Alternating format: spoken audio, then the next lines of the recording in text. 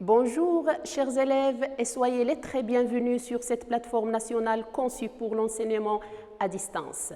Toujours et dans le cadre de l'étude des caractéristiques du conte philosophique à partir de Candide ou l'optimisme de son auteur Voltaire, nous allons voir ensemble une activité de production écrite.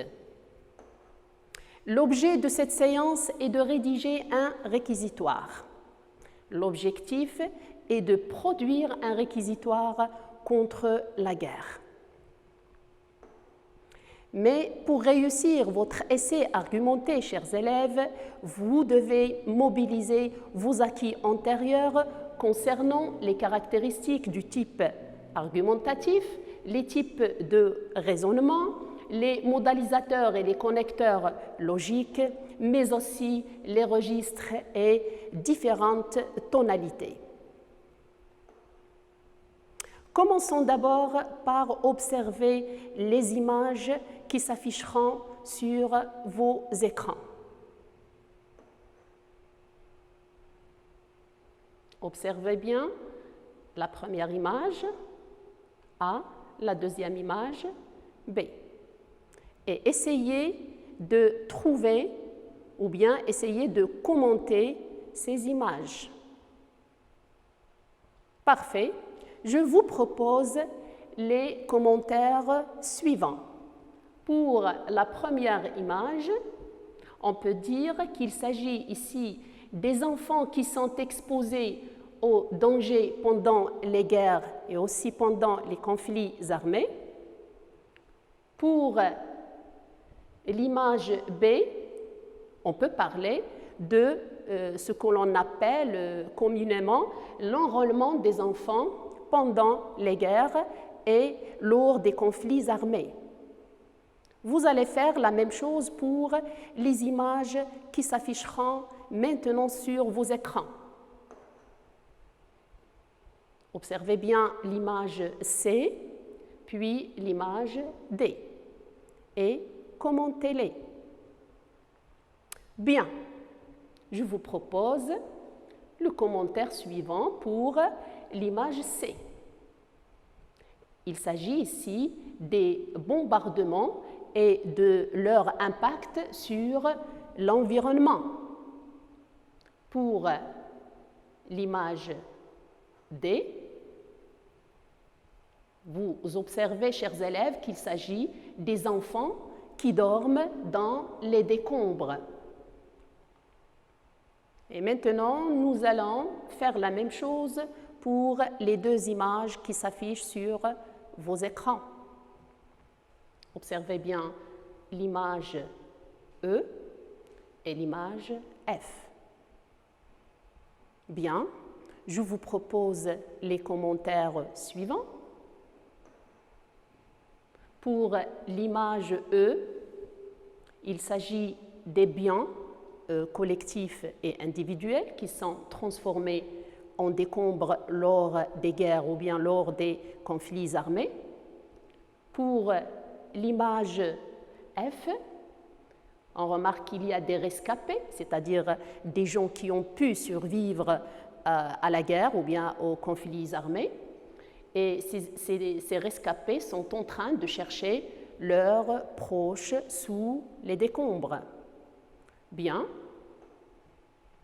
Maintenant, quel est le point commun existant entre ces images? Très bien. Il s'agit des effets de la guerre ou des conflits armés sur les êtres humains, sur leurs biens et sur l'environnement. Passons maintenant à la situation décrite. Lisons-la ensemble. Il passa par-dessus des tas de morts et de mourants et gagna un village voisin. Il était en cendres. Ici, des vieillards criblés de coups regardaient mourir leurs femmes égorgées qui tenaient leurs enfants à leurs mamelles sanglantes. Là, des filles éventrées, d'autres à demi brûlées. Des cervelles étaient répandues sur la terre à côté de bras et des jambes coupées. Ce passage est extrait du chapitre 3e de Voltaire. Alors, je vous rappelle, chers élèves, que nous avons déjà vu ce passage lors d'une séance antérieure, une séance de lecture et une autre séance de langue. Passons maintenant à la consigne. En vous inspirant de cet extrait, rédigez un réquisitoire dans lequel vous énumérez les répercussions de la guerre. Remarquez, chers élèves, que nous avons un mot-clé, ou bien plusieurs mots-clés dans cette consigne. Le premier est réquisitoire. Il y a aussi l'énumération des répercussions de la guerre, c'est-à-dire vous allez plutôt vous attarder sur les conséquences, sur les effets de la guerre pour rédiger ce réquisitoire dont nous saurons la signification maintenant à partir de ce tableau comparatif entre plaidoyer d'un côté et réquisitoire de l'autre côté. Donc, les deux concepts exigent une situation d'énonciation qui parle. Dans le plaidoyer, c'est le nous, bien sûr, et le je avec une forte implication de l'émetteur, c'est-à-dire l'utilisation du je. Par contre, dans le réquisitoire, il y a le nous, la même chose comme le plaidoyer, mais il y a simplement une implication. La différence, ici, il y a une forte implication. Ici, seulement, c'est-à-dire simplement une implication de l'émetteur. À qui il y a une application de l'auditoire dans le plaidoyer. Par contre, dans le réquisitoire, il y a une forte implication de l'auditoire. De qui ou bien de quoi? Donc, dans le plaidoyer, on parle d'un sujet considéré comme victime. Par contre, dans le réquisitoire, on parle d'un sujet considéré comme coupable. Et regardez, victime est tout à fait l'opposé de coupable. Une autre différence entre plaidoyer et réquisitoire concernant le vocabulaire. Pour le plaidoyer, il s'agit d'un vocabulaire mélioratif. Par contre, dans le réquisitoire, l'émetteur va user d'un vocabulaire plutôt péjoratif. Quant au registre, il s'agit du registre pathétique pour le plaidoyer. Par contre, il s'agit du registre polémique dans le réquisitoire. Concernant maintenant les procédés oratoires adoptés, donc ces procédés ont des effets pathétiques et déploratifs, plus l'utilisation de longues phrases rythmées pour le plaidoyer. Par contre, pour le réquisitoire, nous devons faire recours plutôt à des interrogations et des injonctions pour exprimer la colère notamment et l'indignation. Et comme dans le plaidoyer, on fait recours à de longues phrases rythmées. Et pour la stratégie adoptée dans le plaidoyer, donc, c'est la pitié, c'est-à-dire rendre le message pitoyable, pathétique. Par contre, dans le réquisitoire, il y a ce qu'on appelle l'ironie et une forme d'interpeller plutôt la raison. Donc, pour le plaidoyer, nous allons prendre comme exemple la déclaration au jury de son auteur Émile Zola, qu'il a prononcée en 1898.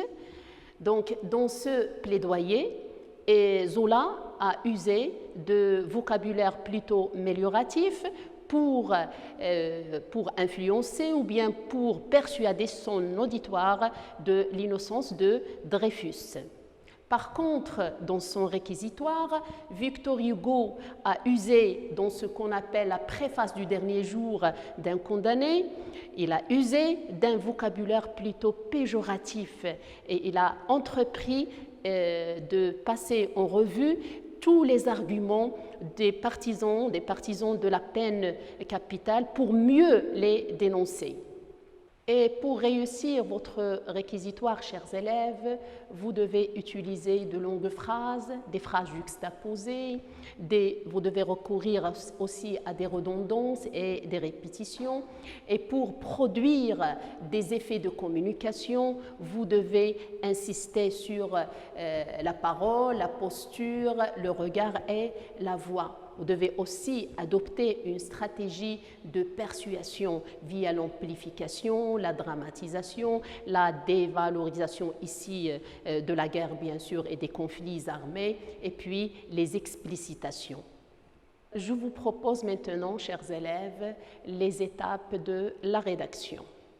Donc, la consigne que vous avez vue tout à l'heure exige l'adoption du plan thématique, c'est-à-dire cumulatif. Nous allons plutôt insister sur les conséquences, sur les effets, les répercussions de la guerre sur les êtres humains, sur leurs biens et sur l'environnement.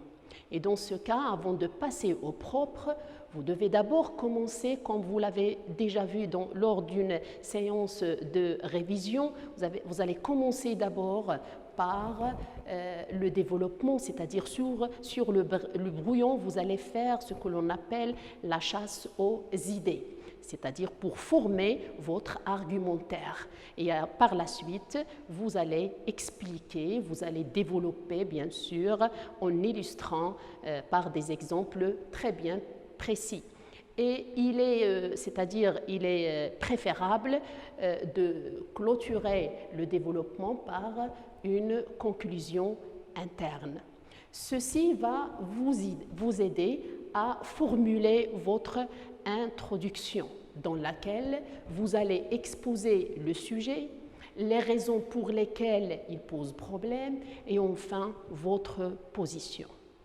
Par contre, dans la conclusion, vous allez juste rappeler sans répéter, bien sûr, ce que vous avez déjà dit lors du développement. Vous allez rappeler la thèse et vous allez aussi terminer par une phrase percutante, c'est-à-dire cette phrase qui va faire choc à votre auditoire. Et maintenant, chers élèves, je vous propose un exemple de réquisitoire. Honorable chef d'État, honorable responsable de l'ONU, il est dit dans la 4e Convention de Genève que les blessés et les malades, les infirmes, les personnes âgées, les enfants de moins de 15 ans, les femmes enceintes et les mères d'enfants de moins de 7 ans sont mis à l'abri des effets de la guerre. Il est aussi précisé que les biens sont protégés au moment de conflits armés.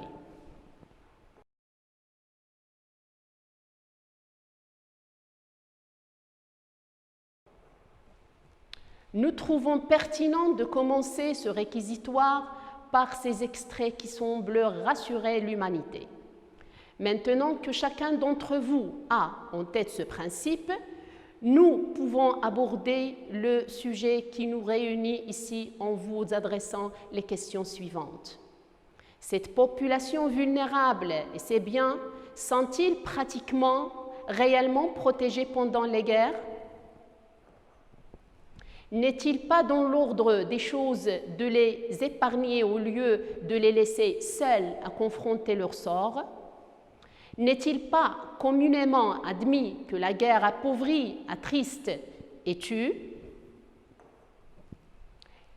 Chers chefs d'État, chers responsables de l'ONU, avec tout le respect que nous vous devons, nous voudrions vous rappeler les risques, les dangers, les dommages irréparables de la guerre.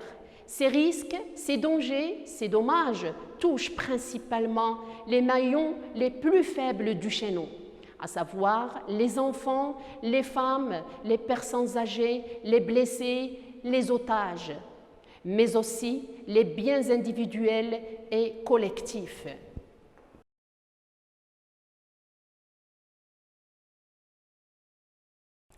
À ce titre, honorable auditoire, les Nations Unies rapportent qu'un enfant sur 6 vit dans une région du monde touchée par la guerre ou par les conflits armés.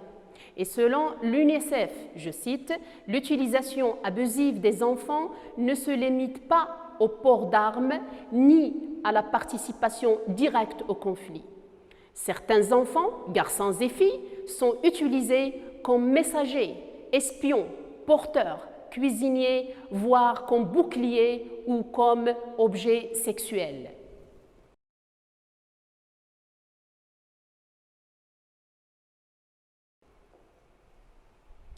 Quant au danger de la guerre sur l'environnement, il en va sans dire. Et l'exemple le plus accablant est celui des dégâts causés par la bombe nucléaire à Hiroshima et Nagasaki.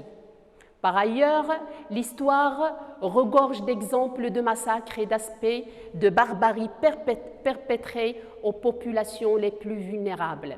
Prenons l'exemple de la Première Guerre mondiale qui a fait environ 10 millions de morts et 6 millions d'invalides, ou encore celui de la Seconde Guerre mondiale dont le bilan humain est catastrophique. Entre 60 et 80 millions de morts, plusieurs millions de blessés, 30 millions d'Européens déplacés en raison des changements de frontières, surtout en Europe orientale. N'est-il pas grand temps de vivre en paix dans chaque pouce au monde? Ne faudrait-il pas recourir aux moyens pacifiques et aux négociations pour résoudre d'éventuels conflits?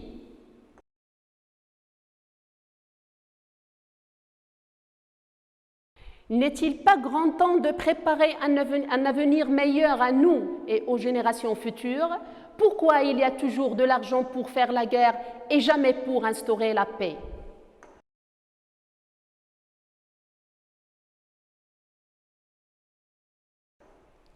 Honorable chef d'État, honorable responsable de l'ONU, vous êtes certainement les garants du bien-être des peuples.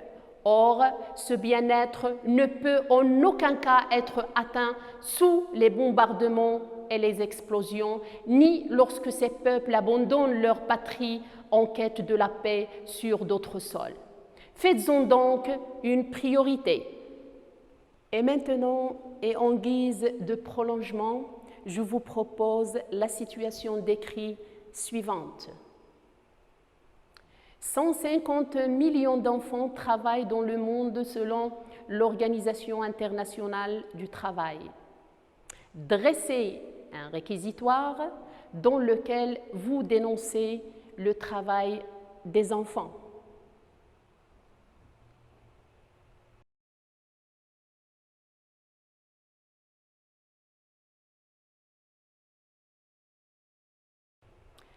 Ainsi, notre séance touche à sa fin. Merci de votre attention et à la prochaine.